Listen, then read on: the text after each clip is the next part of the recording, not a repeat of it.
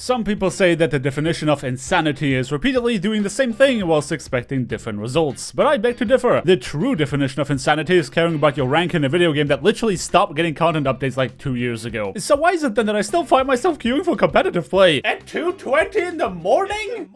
Boy howdy, I must have really been having an episode that night. Listen guys, this is gonna be one of those do as I say, not do as I do kinds of videos, because I'm gonna be transparent here. Fighting insomnia by playing ranked in Overwatch is never ever a good idea. I mean, it's not like I'm known for good ideas anyway, so let's go play some late night Overwatch. But oh no, my brain wasn't done running circles around the idea of mental self-preservation, because when I was met with the estimated queue time for roles that I actually wanted to play, my noggin came up with a fantastic idea of circumventing the queue times by playing tank. As if playing ranked wasn't painful enough on its own, here I was about to prove why introducing the priority pass system was one of the absolute worst decisions Team 4 had ever made. Welcome to Oasis. Your eyes do not deceive you, my friends. I'm playing the 3500 average lobby on tank. Hey Aaron, remember when you guys introduced a role queue but didn't bother to reset everyone's MMR? Yeah, thanks for that, by the way. Here I thought I could just have a chill time farming prior passes, when in actuality I was expected to have a basic understanding of the characters I decided to play. Spoiler alert, I don't. I honestly have no idea what it is about me playing Winston that has me constantly pushing towards the enemy spawn to my own detriment. I did have the foresight of swapping off the high mobility variety of characters in the second round, lest I'd be kissing the enemy team's spawn door again, but it seemed like my ISP was making an effort to save me from myself by cutting my connection and ejecting me from the match. It did come with the funny side effect of me reconnecting into an empty lobby, which wasn't something I had seen before. Ironically, my team would have probably done better without me feeding ultimate charge, but oh well, at least losing means my MMR should start to drop, right? Wrong. New game, same rank, except apparently there was a cheater on the enemy team? That's not good. Not to be discouraged, and because the enemy team refused to draw in response to a baseless accusation, I tried my best to hog div the enemy as a means of encouraging the rest of my team, but when I turned around, I spotted a sleeping Hanzo who, upon waking up, decided to sit right back down. Now I wish I could tell you that stuff like that happens rarely in this rank, but based on my experience, this is like an average Friday afternoon anywhere north of 3500. The second DPS on that team proved to be a bit more feisty than that, and because I couldn't be sure whether or not they were actually cheating, I mean, they did land a headshot on my Widowmaker after all. I preemptively ulted their pocket healer, who had every intention of bringing them back into the game. A few more ultimates later, we did eventually come out victorious at the end of that clown fiesta, and I felt confident that we could full hold the enemies to turn this into a quick dub. But then I decided to play Orisa. Yeah, we did not end up winning that game despite the Hanzo actively trying to lose, but at least I got 25 coins. It was now 3 in the morning and I had still not suffered enough. Junkertown was the next map, and really all that happened was that I got the de facto tank experience in 2021, whereby the entirety of the enemy team made it their job to exhaust their supply of crowd control abilities in response to me having the audacity of receiving a nano boost. Not like I wanted to play the game anyway. If you start to see a pattern here, then congratulations, I applaud your perception. By 3:45 AM, I had finally finished my tank placements without ever seeing the victory screen, and I ended up placing higher than I ever did on that particular role. This is why everybody hates ranked right now. Because some random bozo like me can just roll up after not having played ranked in a decade and place way higher than they have any right to. How many more games do I have to lose until the matchmaker understands that I do not belong in that rank?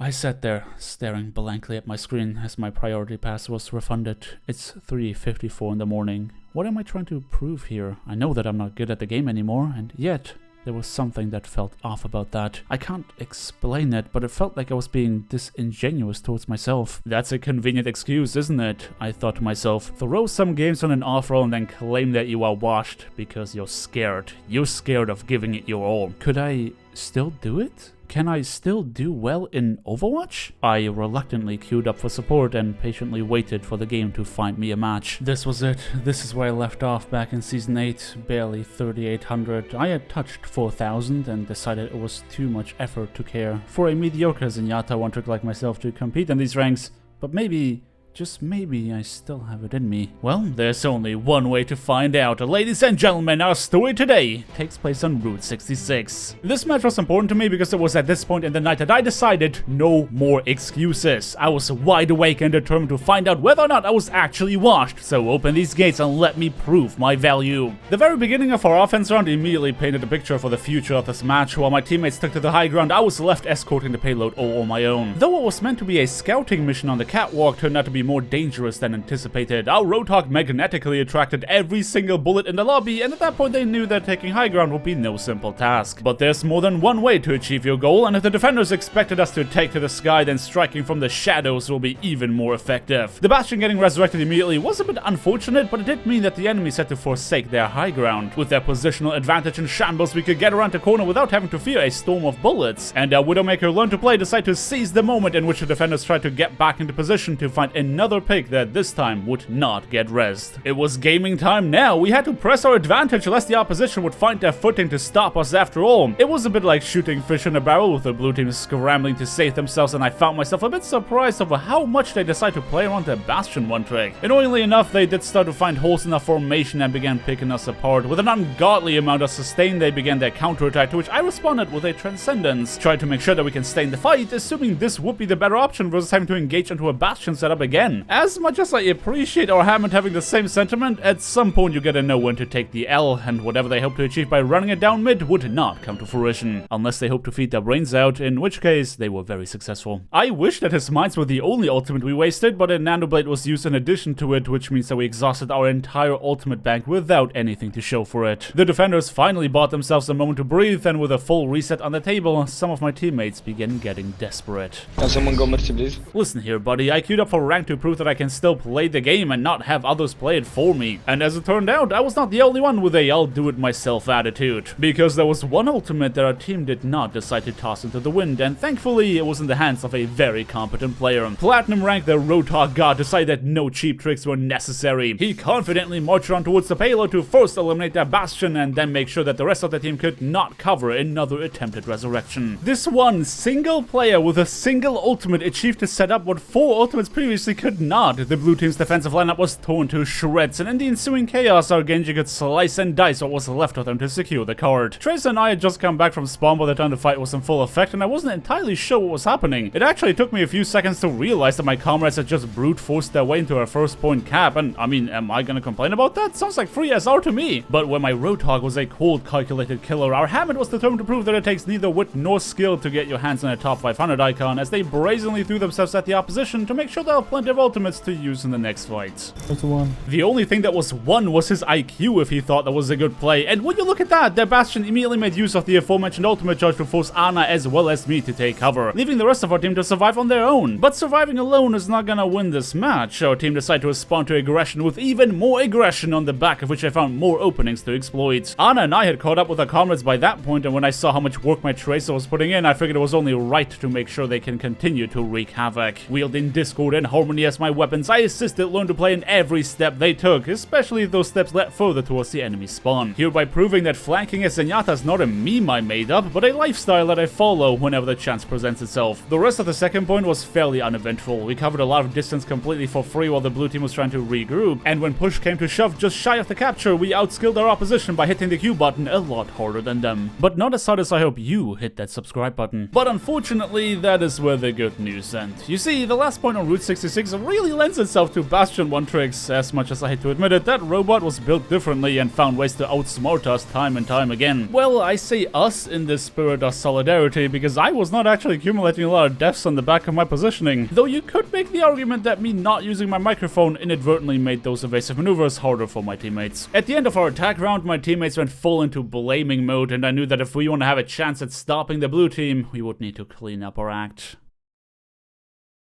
To say that getting stopped just shy of the final capture was frustrating would be an understatement. We were putting up a good fight all game long, but when your team hits a roadblock like that, you know that some people can't help themselves but to toss around blame. Now, I will admit that I left out some cuts of the first round in which our Genji made futile attempts of nano-blading a double-pocketed Bastion that can heal itself. I'm not arguing that getting off Genji sooner wouldn't have been beneficial, or at least to play him better. But for our Hammond to have the audacity of joining in on the blame game after he single-handedly fed enough ultimate charge to end world hunger was really suspicious. Well, he was Hammond no longer. Several hero swaps were aiming to improve our performance leading up to this defense, so let's see how well that's gonna work out for us. Learn to Play decided to swap off the hit scan roll onto Pharah to kick the game off, raining rockets down on the blue team. Maybe I'm not high ranked enough to see how Pharah is a good choice against a Diva mercy pocketed Bastion, but hey, don't knock it till you try it, I guess. Said Bastion, however, was very unimpressed with any of the swaps we made to our composition and patiently waited to turn the corner in order to lay into us. The rest of their team, meanwhile, was trying to scout out our defense defenses. We could not allow the attacks to get an early kill since we needed everybody on our team to make a collective effort to fight their pocketed bastion. But when I saw my Sigma get hit by a max range hook that I successfully dodged, I knew that we were in big trouble. Yoinking our Sigma off the high ground meant that holding that position would get increasingly difficult. Former Genji, now Hanzo, did manage to follow up on my Ana sleep dart and nuke their bastion with the help of my Discord orb, but it was a small victory that we had no time to celebrate because they immediately retaliated by deleting our Sigma, followed by a hook onto our Hanzo and a quick snipe onto our Pharah. We were in complete disarray at this point. The only reasonable course of action was trying to save whoever has not gotten eliminated, but the blue team was picking up steam and I was not entirely sure about our composition being waterproof. To combat the encroaching tidal wave, our former hammer decided to play Mystery Heroes in the tank category and figured that swinging a hammer might be more beneficial than tossing balls. And I mean, his heart was in the right place, wanted to help, but deciding to swing at the enemy when our hog was just anti-ed meant that we gained as many tanks as we lost. The enemy diva decided to exploit our lack of protection by targeting our Ana, and where I figured that I had the situation under control, Reinhardt decided to really make sure that diva ain't coming back. And that all the while our Hanzo was trying to spearhead a comeback for ourselves, which makes it ever the more unfortunate that Reinhardt diving in for the diva left the enemy Rotar to do as they please and eliminate one of our DPS. Needless to say that we did not succeed in holding onto the first point, which resulted in our team's morale hitting rock bottom. We needed a small victory of some kind to get us back into the game, or else